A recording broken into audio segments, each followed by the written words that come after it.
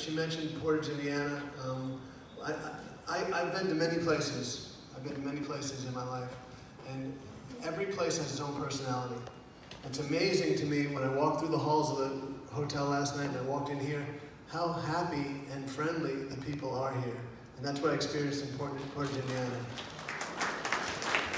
And I'm not just saying that, because what I also notice is you guys don't like to be sugar-coated. You like to be told what it is. And that's what I'm going to do today. And it's hard to talk about being positive with Parkinson's disease. For goodness sake, you got Parkinson's disease. Of course you're not going to be positive. Well, you have a choice. Everyone has a choice. You can be positive, or you can crawl up in the bed in fetal position and cry all day. I choose to be positive. And I'm going to point out the power of positivity.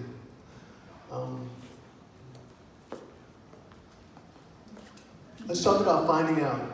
When I first found out, I went to see a doctor, and she said to me, I shook her hand, she looked at me for 2 seconds and said, you have Parkinson's disease. I said, what? You didn't look up my nose, you didn't take blood, you didn't hit my knee with a hammer. How can I have Parkinson's disease? She said, you have all the classic symptoms. You don't blink, your face has a mask, no emotion. Your arm doesn't swing when you walk, you have tremors. And I handed her the paperwork and she said, and your handwriting is illegible. I said, I'm an attorney, of course it's illegible.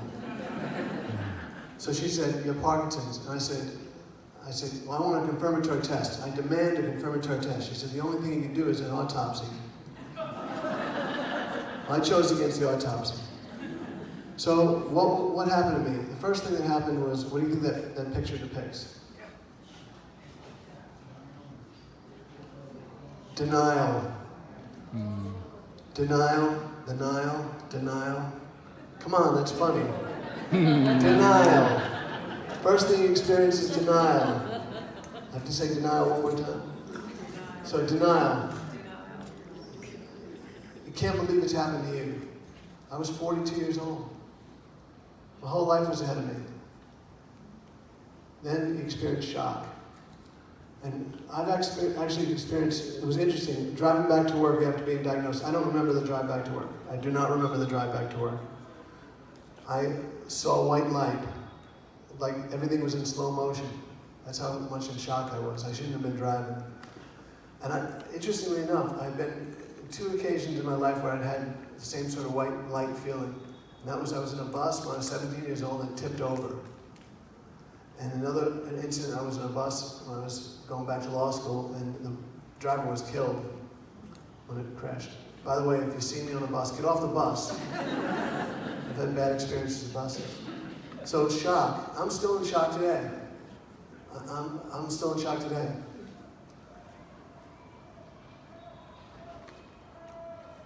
Oh, get some crowd in there. Depression. Depression is a very difficult subject with Parkinson's because, like I said, for goodness sake, you have Parkinson's. Of course you're going to be depressed. And onto that, there's less dopamine in your brain, which is the pleasure center of your brain. And of course there's going to be depression. I remember the first time I ever experienced depression. I was driving my car, and I fell into the deepest, darkest hole, not literally, figuratively. My mind went just in a dark place. And I remember saying, I don't care if I live or die. I don't care if I live or die. And I came out about 20 minutes later and I said, what was that? So I've always been an optimistic person. My brother hit me on the head with a rock once, just because he did. And my mother freaked out. We went into the doctor, they put 10 stitches in. My brother tells the story, it was 2, but it was 10. And when it was time for bed, I didn't get put in bed. My sister went to bed, my brother went to bed. It's 9:30 at night. They're serving me ice cream. They needed to see if I had a concussion, but I didn't know that. And I said to my dad, this is the luckiest day of my life. I got hit in the head with a rock. So I've always been pretty positive. So the second time I went into a deep, dark hole, I said to myself, I need to do something. So I went on antidepressants. Let me just tell you something about antidepressants. Don't be ashamed. Don't feel embarrassed. It's not your fault. You didn't do this. You weren't driving a motorcycle without a helmet on. You didn't jump out of a plane. You didn't hurt yourself. It's not your fault. Nothing to be ashamed of.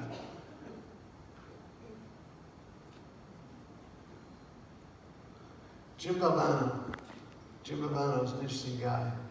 He was a coach for North Carolina State basketball. We just finished March Madness. And he brought a team that was the Cinderella story of the millennium to the NCAA championship and won.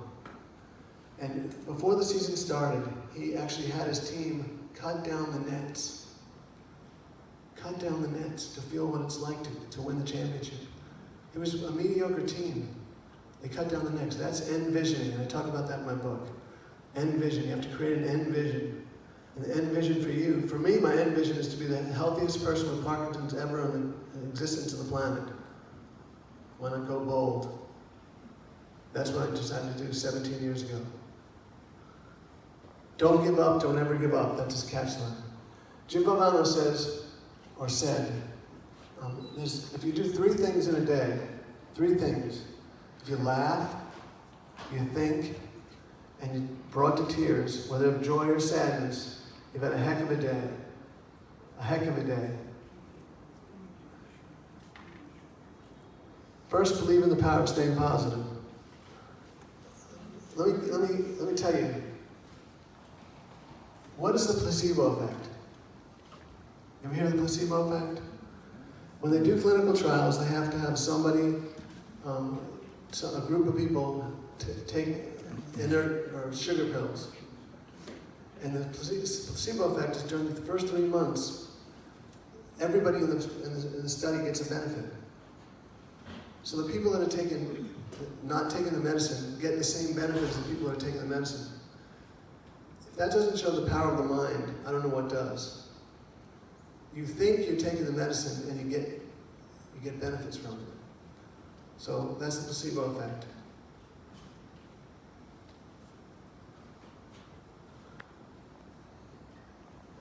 Success with Parkinson's.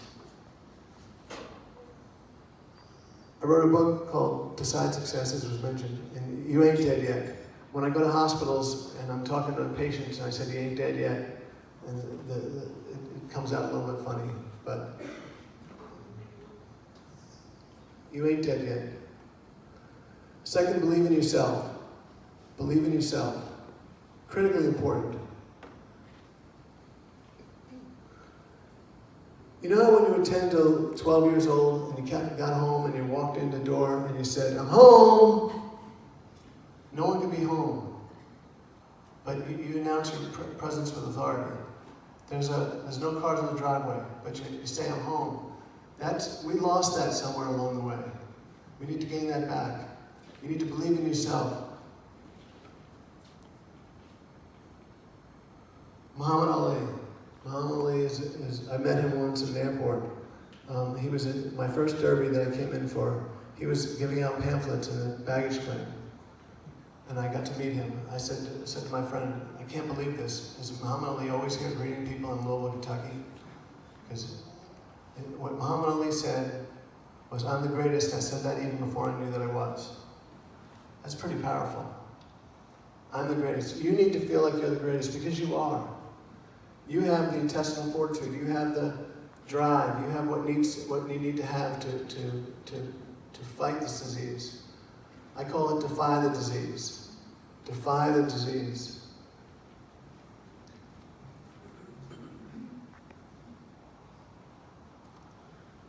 Anyone know who this is? Ted Williams. Ted Williams, when he was 65 years old, he was interviewed by a reporter, and the reporter asked him, how would you hit against today's pitching? And he said, I'd hit about 200. 200 is not very good. You wouldn't last in the major leagues very long. And the reporter was shocked and said, are the pitchers that much better today than they were during your time? He said, no, I'm 65 years old, for Christ's sake. But it's amazing to me, some people call it arrogance, some people call it confidence. I like to call it confidence. What's amazing to me is he still thinks he can get 2 hits for every 10 times up. That's how confident the guy is, or was. Oops. Muhammad Ali again. Tap into your inner strength. You never know how strong you are until being strong is the only choice. It's the only choice you have, to be strong. Third, believe in your team. That's the team. You've got a team here. There's many team members. You're going to experience breakout sessions where you're going to be exposed to all sorts of other resources. There are resources. Listen, I'm not going to find a cure for the disease. I don't have the time to go back to school for 12 years and get my medical degree and then find a cure. But what I can do is I can influence my condition. I can do whatever it takes to have influence over my condition. And that's what I've done. 17 years. I've had it for 17 years. Now I have my bad days. I have my terrible days. I have days I can't get out of bed. But I fight through it. I defy the disease. Caregivers make a difference. You know how people like initials after the name? Like I was a JD, and there's MDs, and there's PhDs. Well, you caregivers, you get initials after your name. RTBDA. RTBDA. Free book if you know what it stands for. Rarely thanked, but definitely appreciated. Rarely thanked, but definitely appreciated. My daughter was born without a diaphragm. And we went in to see the nurse, and the ultrasound nurse we were trying to figure out what the gender of the child was, and then she was doing the gooey stuff on the stomach. And she said, she dropped the wand and went, I gotta go get the doctor. So she went to get the doctor, and the doctor came in, and the nurse said, see, it's right there. And the doctor said, I don't see it. She said, see, it's right there. The doctor said, I don't see it. She said, it's right there. She said, oh, he said, no, I see it. I said, see what? My daughter's stomach had moved up into her abdomen, where lungs were supposed to develop, because she didn't have a diaphragm. So they had no area for the lungs to develop. So she was given a 40% chance of survival. And she was on life support for 60 days. Today she's entering the graduate school in Alabama on early childhood development. So she's got a powerful, strong individual. I can tell you stories all day about her. But what I wanted to point out was, I didn't thank that nurse. She saved my daughter's life. And I didn't thank her. Because I didn't know that there was another baby that was born at the same time as my daughter. And at a hospital, it didn't have the life support system. And since they didn't know that she had what's called diaphragmatic hernia, the baby died on the way to the hospital, to the other hospital. The fact that this nurse saw this, that the doctor couldn't even see, saved my daughter's life. That's powerful. I don't know that woman's name. I wish I could thank her. What I want you to do right now is thank your care partner. If your care partner's here with you and you have Parkinson's, thank them. You can thank them with words. You can give a touch of the hand, touch of the arm. Don't go beyond that. It's G-rated. But caregivers make a difference every day. Let me tell you another positive about Parkinson's. Positive about Parkinson's. Community, the bond, the purpose. What would Cindy be doing if she didn't get associated with Parkinson's? Oh, Rocky, I love it. That was timed perfectly. She's my hero. My wife's from Philadelphia, so it's kind of funny. But what would I made closer relationships, closer friendships, closer bonds to people due to my association with Parkinson's than I ever would have had. It's kind of strange to say there's a positive about Parkinson's, but there is, if you look deep enough, if you look hard enough.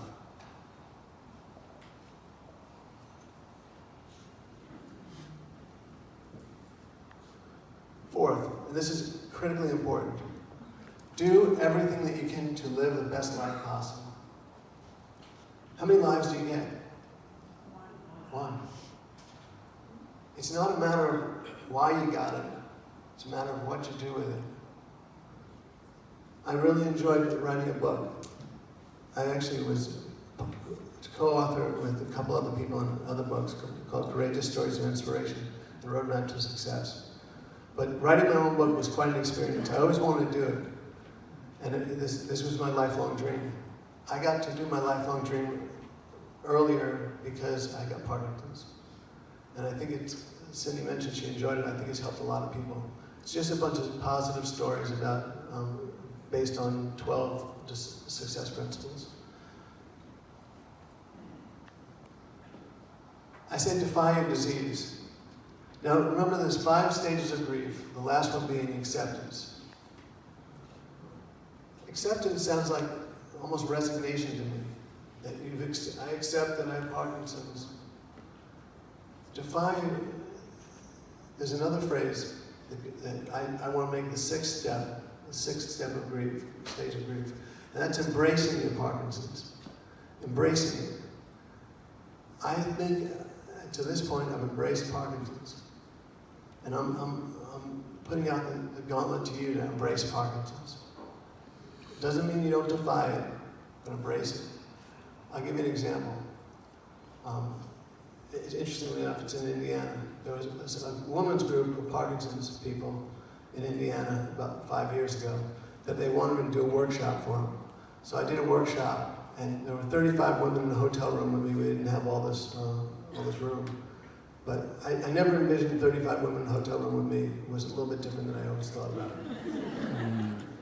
So the first woman said, I've had Parkinson's for 12 years, and the second one said I've had Parkinson's for 8 years. The third one said, start out with having Parkinson's. I said, hold it, stop, time out. You are not Parkinson's. I have a new phrase that I wrote up. Parkinson's is a part of our lives. Don't allow it to be all of yours. Parkinson's is a part of our lives. Don't allow it to be all of yours. So I went back to the first woman. I said, tell me about you. She said, well, I'm an architect, and I designed a building that's in the Indianapolis skyline. Cool. And the second one said, well, I grow prize-winning roses, and I win the blue ribbon every year. Great. And it went on from there, and it changed the whole atmosphere of the conference. It was like the sun shone through, and the clouds lifted. It was amazing how the attitude changed, and that's what I'm talking about. I'm talking about positive attitude. I'm talking about staying positive. Think about the things you can do, not what you can't do. Don't focus on the life that you had, focus on the life that you're gonna have. Because life's not over. Time is of the essence, start today. Make the commitment to start today, to do everything you can do to influence your experience with the disease. 9 years ago, this is the way I looked. I'm still good looking, I know. But I was 215 pounds. My cholesterol was double the limit, bad cholesterol. And I had to do something. I was very symptomatic. I was at my sister's house for Christmas. I remember this. I was drinking too much, and I was not healthy. I wasn't exercising. I just stayed in the basement and watched TV. And I said, I've hit rock bottom. It's time for me to do something different. What I call the 3 Ds: data, drive, and discipline. Data, get as much information as you can. You're here at this conference, awesome. There are so many YouTubes out there and podcasts, if you know how to figure all that stuff out, that you can get data. There's lots of data out there. Drive, make the commitment, make the decision to get healthy. Get as healthy as you can be. And discipline. When you get out of bed in the morning and go brush your teeth, you don't think about it, you just do it. What I do is I schedule out my week, and I make sure I put in there the things I need to do to stay healthy.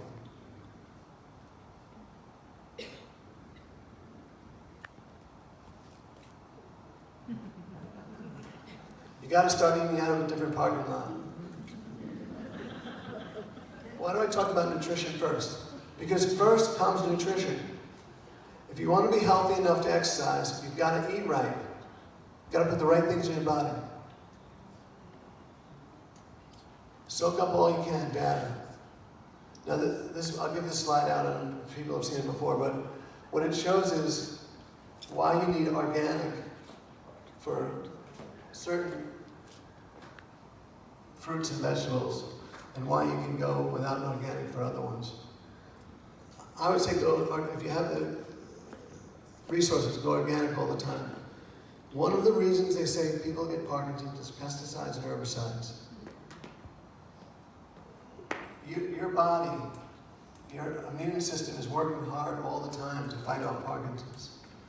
So if you put more product in your body with pesticides and herbicides, it can only do damage.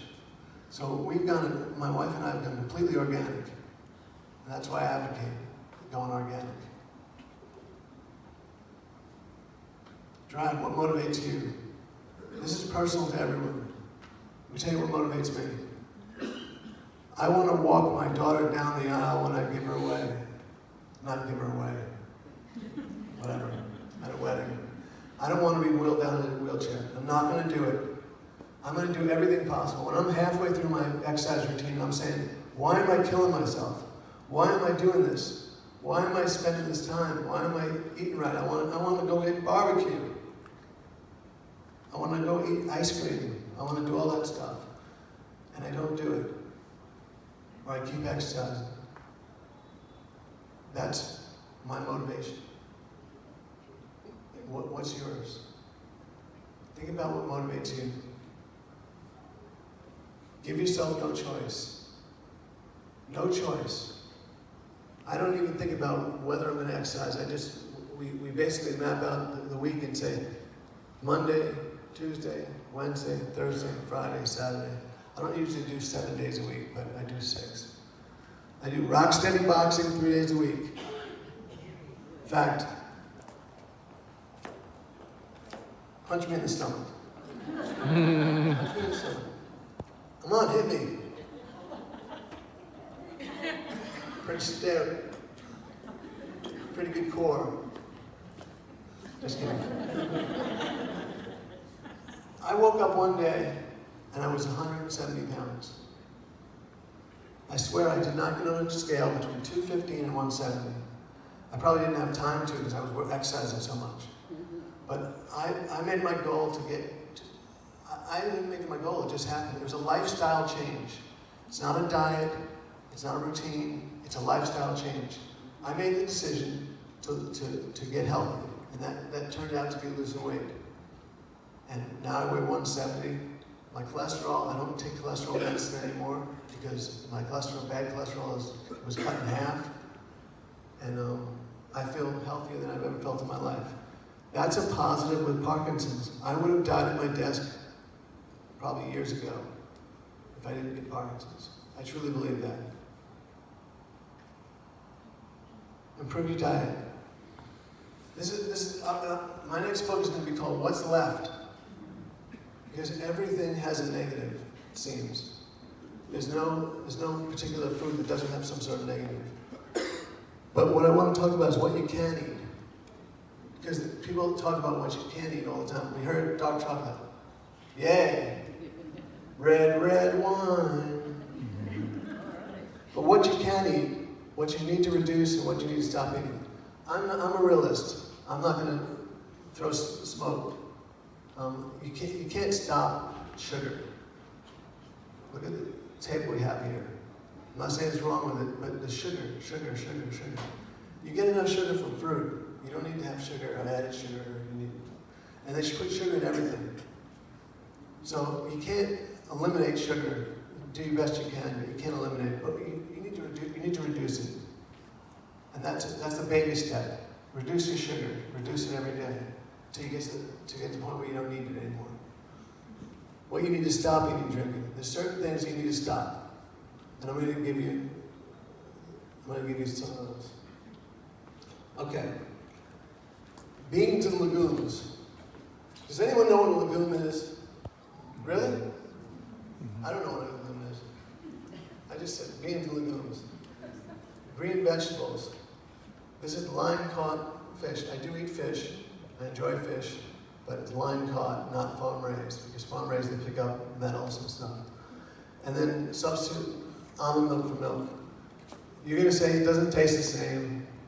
You'll get used to it. It tastes good to me. So those are the things you can eat. There's many more things, but those are the basic categories. That says dark chocolate. It's pretty dark. I'm a dark chocolate junkie. But not too much. Everything in moderation. And red wine. Things you need to reduce. Ice cream, carbohydrates, dairy. And things you need to stop. I have not been to a fast food restaurant in 9 years. I haven't eaten junk food in 9 years. No Doritos, no chips. I don't do it. And that's just that's a commitment I made because I'm motivated, because I've made the decision and I've read the data. And if you watch podcasts of what people, how they make food, you might stop eating some of it. Why exercise? Positive effect on mobility, improves mood, improves memory. This is our instructor, Roxy.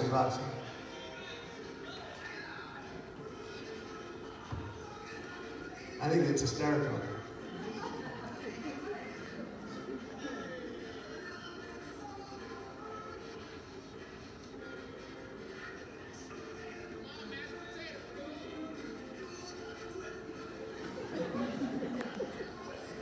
We got into it. Is that cool? But what was more impressive to me is Winnie. Whenever she comes to the gym, to her class, everyone yells out, "Winnie's in the house! Winnie's in the house!" Winnie needs a nursing aide to do anything, and she'll do all the exercises. She works as hard as anyone, and she can barely walk. If she can do this, you need to try it. I know some people in wheelchairs and you can't do it. Well, there's other exercises you can do in a wheelchair. There's many exercises you can do. And what I'm saying is there's three components to exercise: sweat, strengthen, and stretch. Look for those three things, and then exercise beyond your comfort zone. Beyond your comfort zone, not too much, but beyond your comfort zone. That's the way I was able to lose the weight and get healthy. Anything else? Stay hydrated. It's hugely important to stay hydrated. It's amazing to me how I'll be off and I'll be unable to move, and I'll drink some water and I'll realize that that's what my body's missing.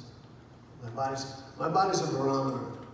If I put something that I shouldn't put in it, I feel the reaction right away. If I don't have enough water, I feel the reaction right away. I'll tell you a funny story about that. I was between airports, and I went to the restroom, and I had jeans on, and I couldn't unbutton my button. And I had to go to the bathroom. Tell me if anyone else had this experience. So I can't do it. My dexterity is not there. And I looked out from the stall, and there was a guy at the urinal, and I said, "I've got a choice here. Either I can ask this guy in a dirty urinal to unbutton my button, or I let go." It motivated me. I got the button done, but I was just like, I can't make this stuff up.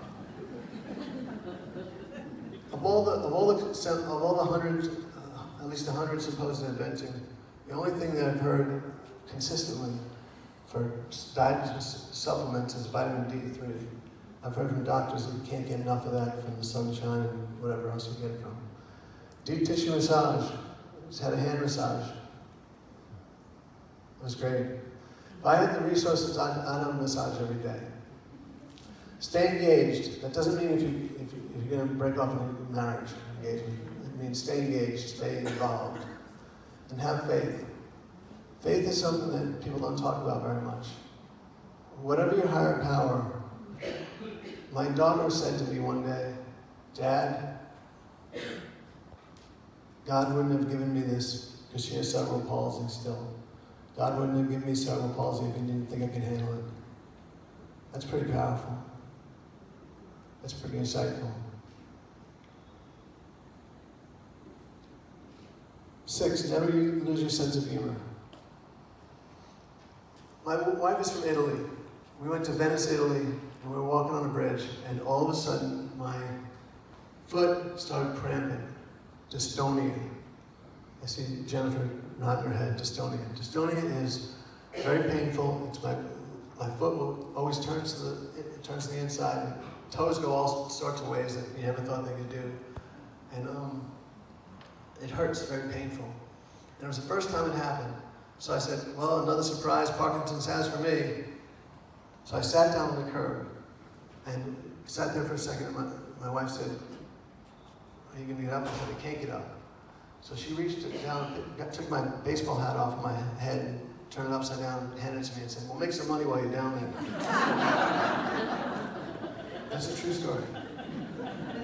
That's awesome. I used to play poker every Friday night, once a month, with a bunch of guys, and I was terrible at it. I would lose every week. They loved to see me coming. Well, I developed Parkinson's, and I stopped taking my meds for a couple days before I go to and no one knew when I got that 4th queen, because my face never changed. They actually banned me from the game because they said it wasn't fair. Uncover your purpose. Uncover your purpose. Your purpose doesn't have to be something grandiose. It doesn't have to be something huge. It's just your purpose. And maybe it has something to do with Parkinson's. Embrace Parkinson's. Maybe it doesn't. But we're all here for a reason. We make a difference. Let me tell you a story about a friend of mine that passed away at 50 years old, prematurely. He called me the night before he died. He said, he was in hospice, and he said, John, have I made a difference? And this friend of mine from college never really had what we call a successful life. He lost his job, couldn't get another job. His wife divorced him. He was living with his parents at the time. And I said to him, yeah, you made a difference in my life. He said, how? I said, let me tell you a story. When I was a freshman in college, I went from being a big man on campus in high school to a lowly freshman in college. And I was from New York, but I went to University of Massachusetts. So a lot of the high school kids from their high schools, they stuck together. And I felt like an outsider. So I moved dorms sophomore year, and it felt the same way. I got the same vibes. And I called my mom, and I said, Mom, come pick me up. I'm done with college. I don't want to do this. And she said, give it 24 hours. And not 5 minutes later, I walked out of my dorm room, and this guy said, I'm Bradshaw, I'm from the Attleboro crew. Welcome to the dorm. He didn't have to do it. He wasn't part of the system. He was just a regular guy. And I stayed in school, and I've had success since. He made a difference. When I told that story, I was at a celebration of life. I saw his father puff out his chest. So proud. That was a gift.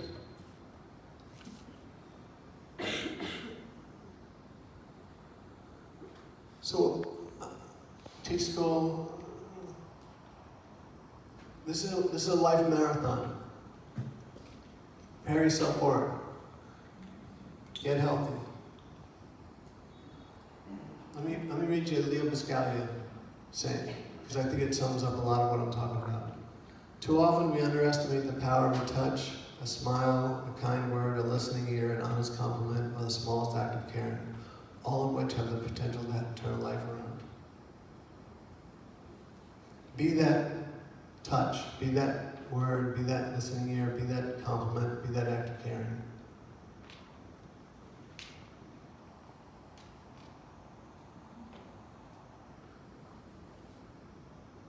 Let me tell you, I was in San Antonio about a year ago, and I gave a talk, and I stayed for the rest of the session. I'm going to stay. The content is so good in this symposium, I'm going to stay for the rest of the sessions.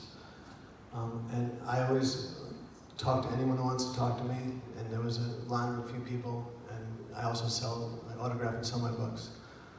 But the last one in line was this guy, and I said to him, do you have Parkinson's? He said, no, my wife does, but she didn't make it. I said, what's wrong? He said, well, she's in a wheelchair and she just didn't feel up to it. But she's seen several of your YouTubes, and she was really looking forward to this and really excited about it. It's the first time I've seen her excited in a long time, and I'm sorry that she couldn't make it. And I said to him, do you live near the airport? He said, yeah. I said, do you think, my flight's in 3 hours, do you think you can get me to your house in the airport? He said, yeah. So I got in his car, we didn't call her, got there, I met her, it was really fun. We met, we talked, I found out she was a school teacher. He went into the kitchen and she said, I'm thinking about taking my life. And I said to her, who's the pictures of the kids on the wall? I said, those are my grandchildren. I said, do you think you've taught them everything you need to teach them, Miss Teacher? She said, no. I said, then you have a reason for living. Hopefully I made a difference that day. But that's making a difference. Experience the power of positive. Believe in yourself and your team. Do what you can. Embrace Parkinson's. Defy your disease. Defy it. Challenge it. Did I finish in time? Okay. I'll tell some more stories.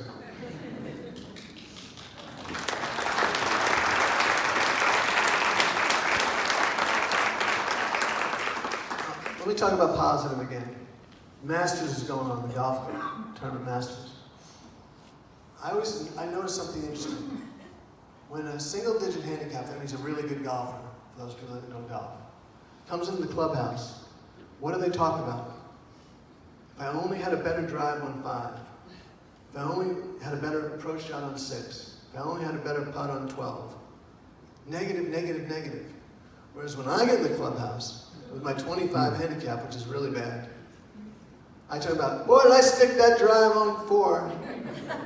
And my approach shot on 12 was great, and my putt, remember the snaking putt I had? Positive.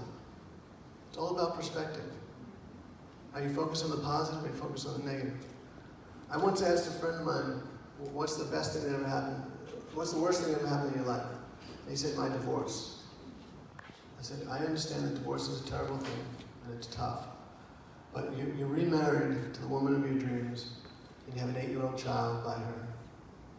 Was it the worst thing or the best thing? Think about that. I'm not saying divorce is good, I'm just saying think about it.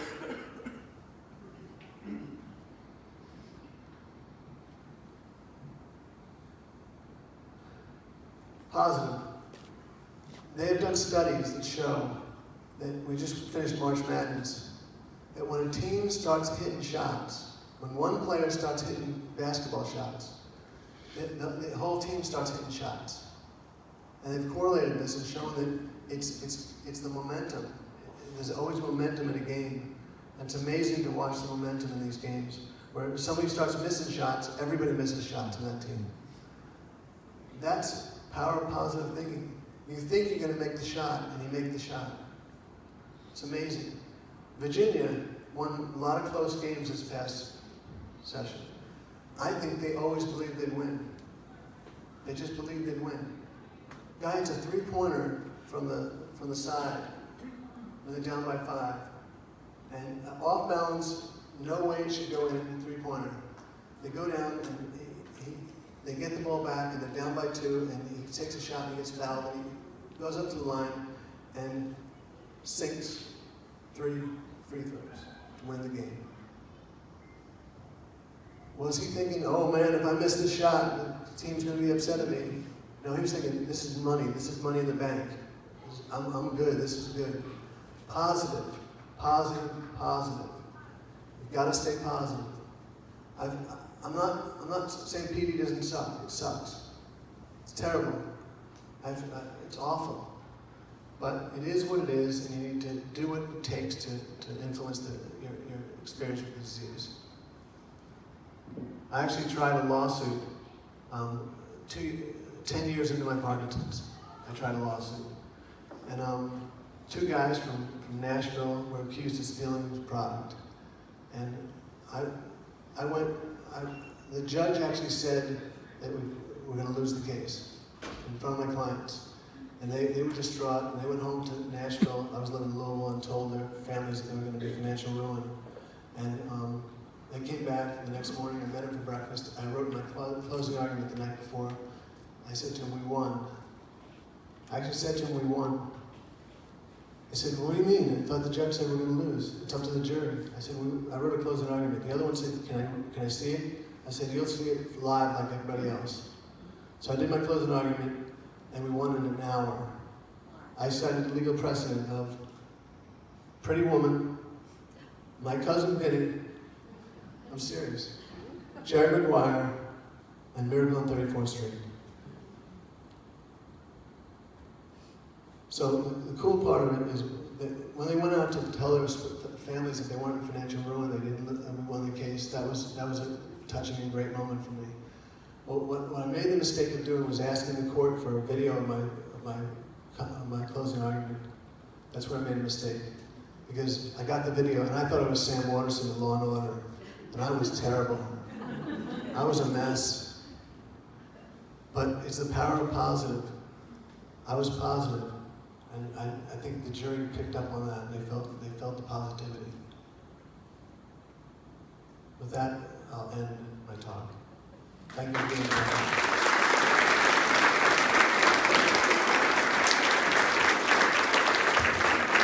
Well, John, I gotta tell you, there's 3 things that you told us that we, to have our lives be happier.